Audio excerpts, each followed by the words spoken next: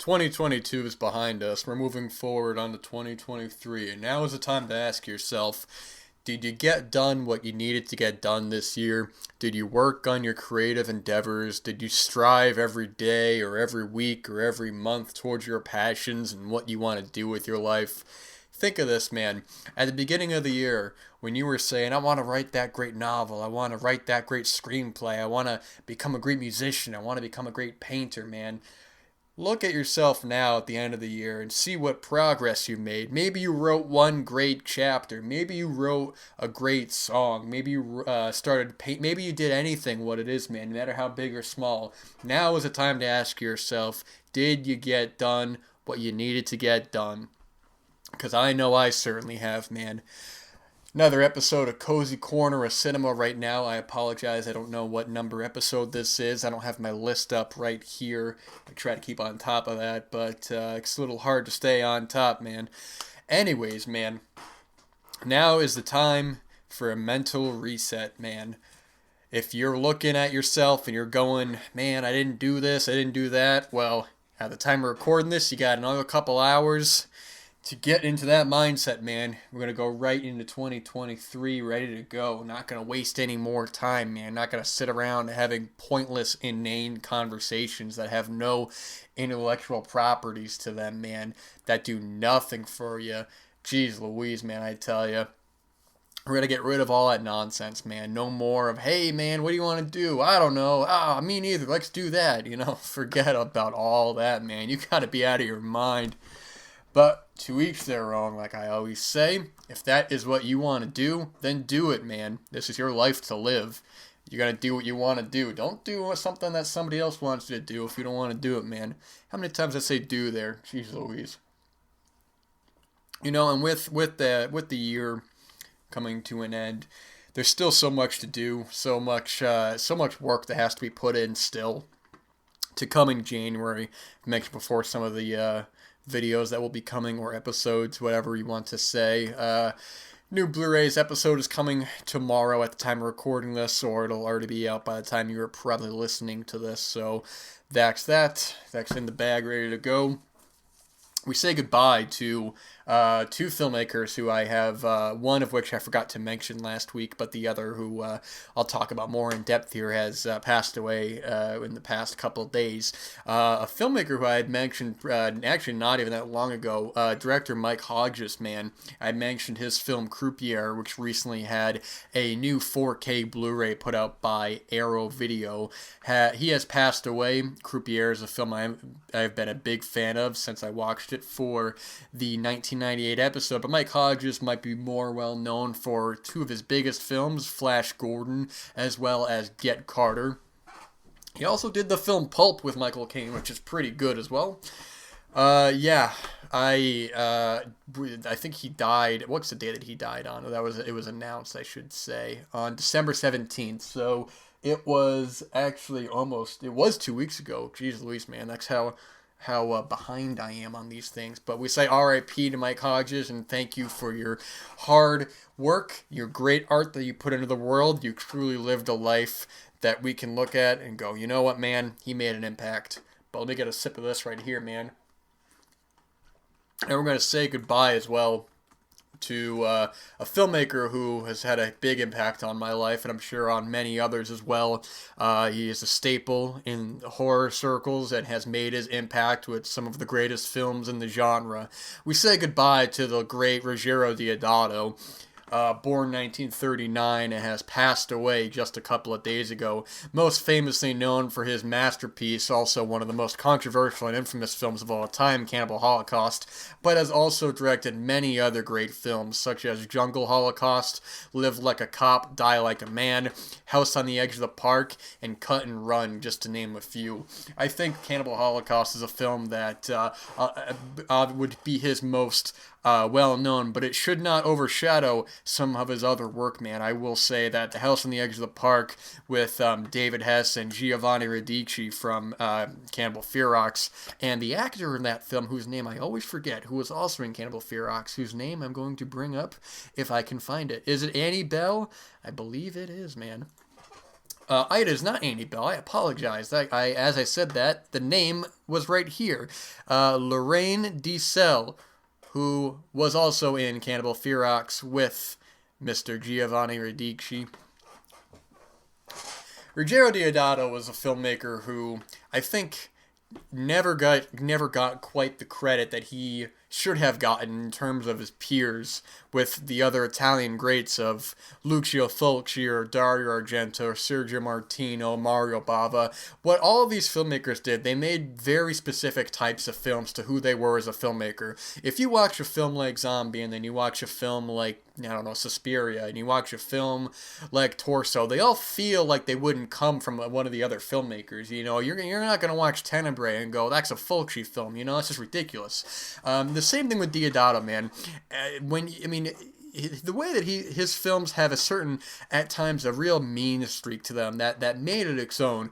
Even with what I love about a film like House on the Edge of the Park is that it has this ugly mean streak to it. You have David Hess and Giovanni Radici, who are both terrific in the film and are just two of my favorite actors as is. There is a mean streak running through the film, but there is also really solid character writing there, where I really like the relationship in that film between the two of them. Some have speculated whether it's a homosexual relationship or it's just a friendship in a way. I should also mention that film was written by Gianfranco Clarici and Vincenzo Menino. I got to give the credit where credit is due there. But the way that I think some people might see his work as just being very shallow and is very one note, you watch that film and you get to an incredible, one of my favorite scenes in all of his works at the end of the film, where you have David Hess and Giovanni Radici, and David Hess is really kind of professing what Radici means to him, and it's a really powerful scene that you wouldn't normally expect in a film like that.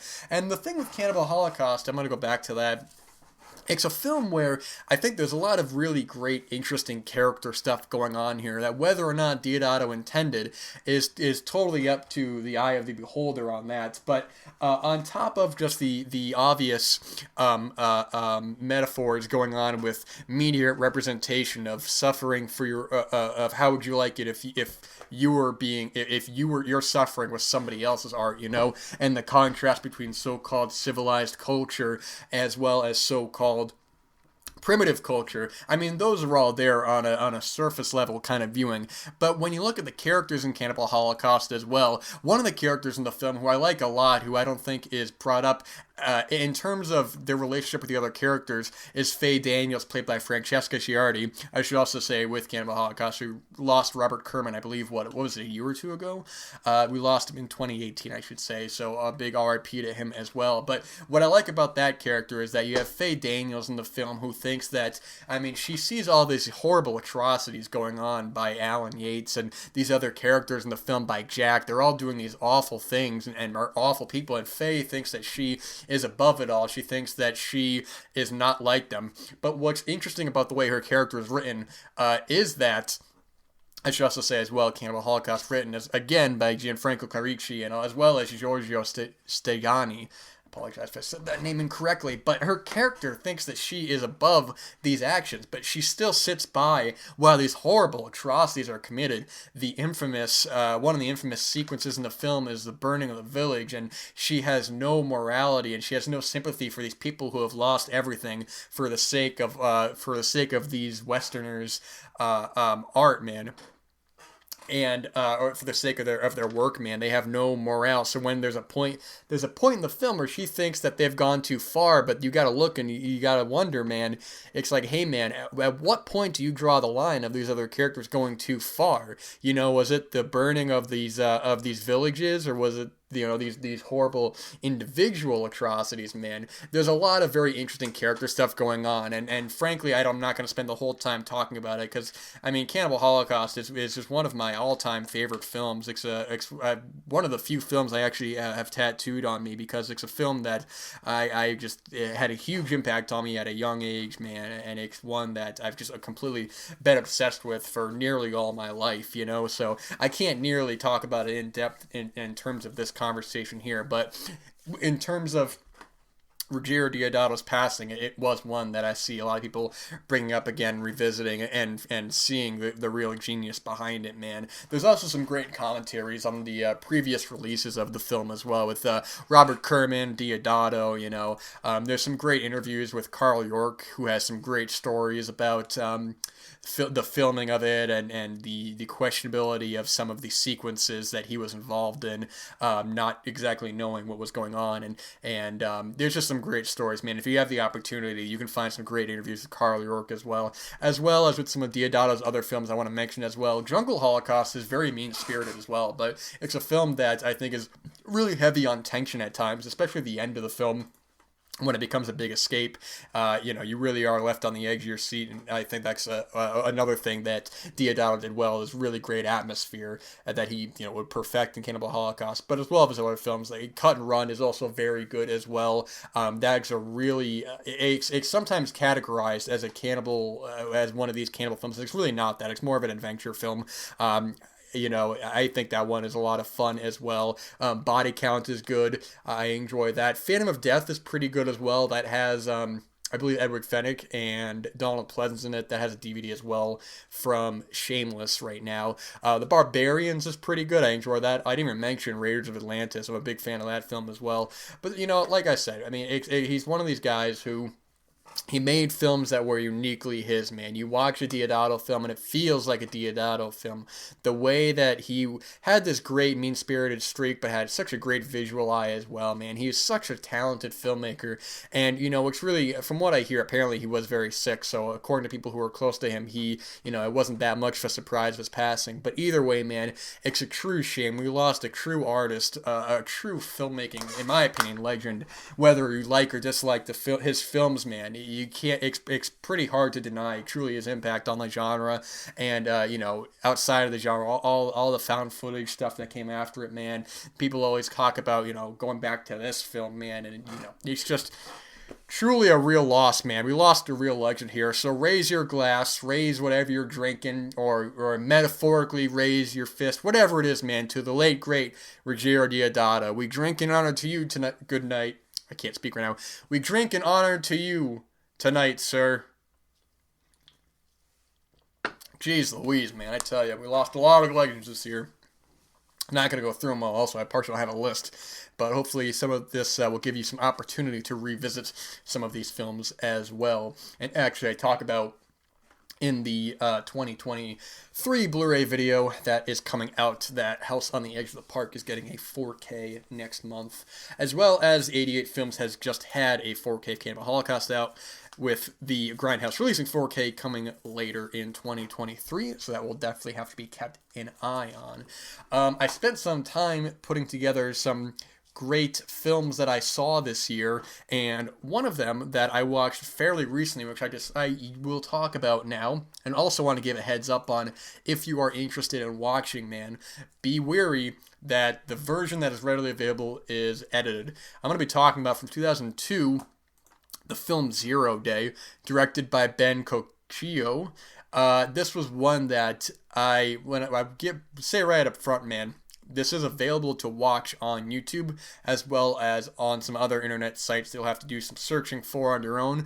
But I have to say that some of those sites, including the one that is on YouTube, is a bit shorter. I believe there is just one sequence in the film that is not in it. Let me see here. The one that is on YouTube that comes up first is 84 minutes. I rented this from Netflix through the mail on DVD, and the runtime looks weird because on the sleeve it says 92 minutes. When you display the runtime on the menu itself during the film itself, it says 91 minutes. So they're just rounding up. But if you want to watch the film, look for that version, 91, 92 minutes, man, because while it is just one sequence missing, it is a very good sequence in the film, and also you don't want to watch an edited version, because if you're going to watch a film, you want to watch it the way the director intended, which is what I always say. If it's edited, not going to watch it, man, unless it's how the director intended. 0 Day is a very interesting film as well. comparisons to other films like this, I think directly the biggest comparison would be for me Gus Van Sant's Elephant, which is a film I've talked about before, which I might be a bit of a divisive film. I think I actually saw people who said they enjoyed it. Well, enjoy is maybe not the word I want to use, but they liked this film more than Elephant. And Elephant is a film I'm a big fan of. I love that film. But Zero Day is fairly low key in a fashion like that as well. Zero Day as well, I believe, has a handful of first time actors. I wasn't familiar with the two leads in this, but it's a very interesting found footage film. Speaking of Cannibal Holocaust, before going into another found footage film, that in a way, and now I actually discovered this because I recently watched, put up by Saturn's Core, Duck the Carbine High Massacre, which was a film that was made directly after the horrific Columbine High School massacre shooting, and I forget what year that was, but Zero Day was 2002, so this draws a lot of parallels to that case that I found out after the fact, because I've said before, I don't really know a whole lot about true crime stuff, and the Columbine case, I actually had to look up a lot of it after, and which is how I found out that there were a lot of parallels in this film, a lot of intentional kind of pieces of dialogue, moments in the film that were directly taken from the real situation, which was interesting to hear about. I wonder if there is a good comprehensive documentary out there or so. I have seen Bowling for Columbine, but I think that's less about the situation and more about the culture kind of surrounding it. You know, for better or for worse, that film does a lot in it. But I do think it is a little unfocused. But it has been quite a while since I've seen it, so I don't want to be too hard on it as well. But Zero Day, it leads up to these two main kids. They're gonna go into their school and shoot up the school, and we basically see everything leading up to it. We follow them. One of them gets a camera for their birthday or something, and from there we see them getting the guns ready and pipe bombs, getting everything together, being very casual about it. Basically, their motivation, which apparently was taken from the real kind of situation, is they're very adamant about that they have. This was something that it is entirely their decision to do. They are not influenced by any sort of other media. In one of the best sequences of the film, when they're very direct about that to the camera, where they're having a big bonfire, destroying pieces of art, books, CDs, DVDs, because I know in real life, I think they tried to link some of the stuff with the kids that they play Doom when they listen to rock and roll music or heavy metal music, like Marilyn Manson and stuff, and I think Natural Born Killers was part of that too. I'm not exactly sure. Somebody who's more familiar with the case than I am can fill me in on the details on that. And I also went down the rabbit hole, not even really rabbit hole per se, I ended up reading an article actually, I don't even know why I said rabbit hole, but about the so-called lost basement tapes, which is very interesting to read as well. I recommend giving that a read. I guess some of it is out there, some of it's forever gone, if true, I don't know. It is interesting. I've mentioned before interesting films that have come out in recent, come out soon after tragedies like that, man. I can actually see here what episode it is if you want to hear some more talk about that. It was episode 36 when I talked about The Other Side of Madness in relation to Charles Manson and some of the other films that came out soon after awful, horrible tragedies. I think I may have actually talked about Duck the Carbine High Massacre in there as well. I don't really remember actually. You'll have to go back and give that a listen if you I think I do talk about that. But as well, this film feels more of directly connected to Columbine specifically, rather than a film like Elephant, which is more about just a school shooting and the lives the lives of these various people that lead up to it. Another film as well that I want to mention that I don't think is as seen, but I actually am a big fan of. It's from 2013.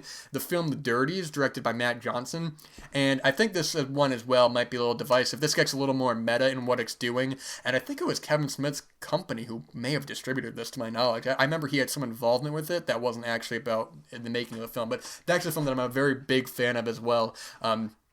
in terms of similar types of films as well. I also do want to see Polytechnique, directed by Denis Villeneuve, from what, 2009, I think, I believe. Yeah, apparently that's a very good film as well.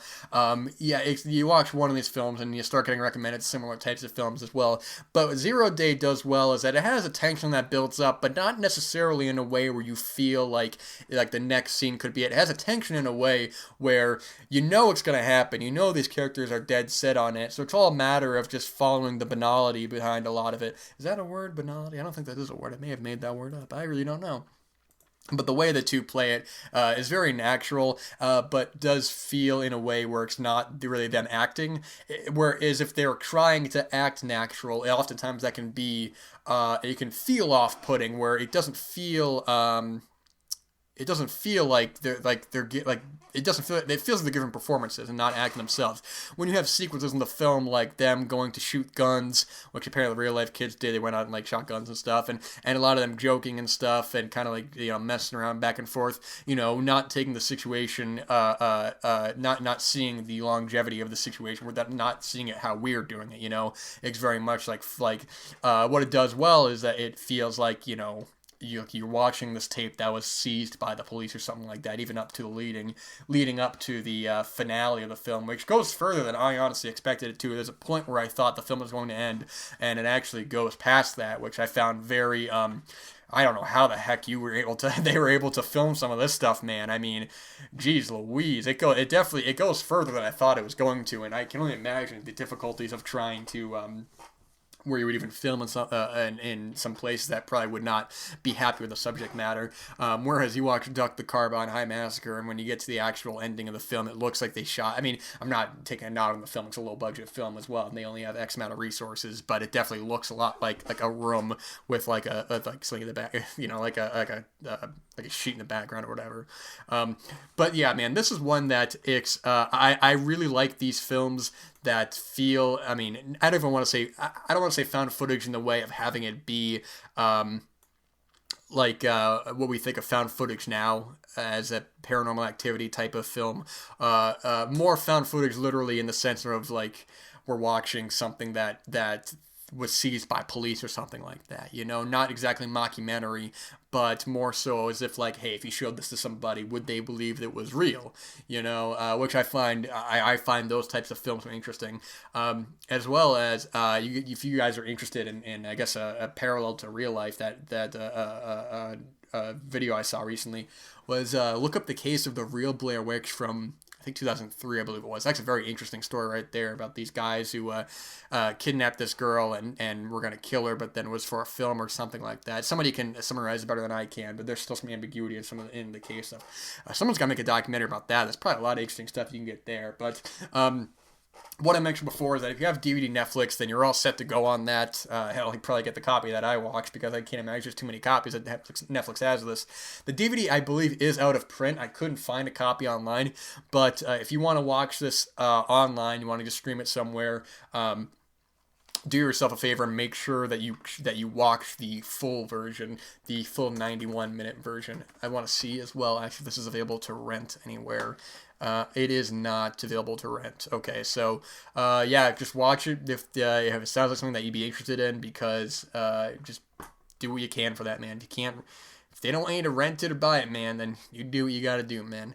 I'll leave it at that. But with that said, ladies and gentlemen, their day is coming to a close. There's a wee bit of chill in the air.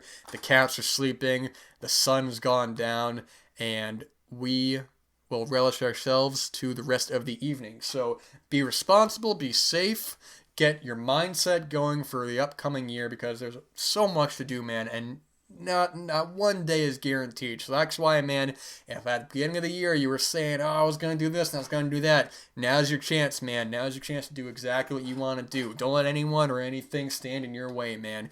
You do what you got to do, man. All right, you guys take care, and I'll talk to you next week.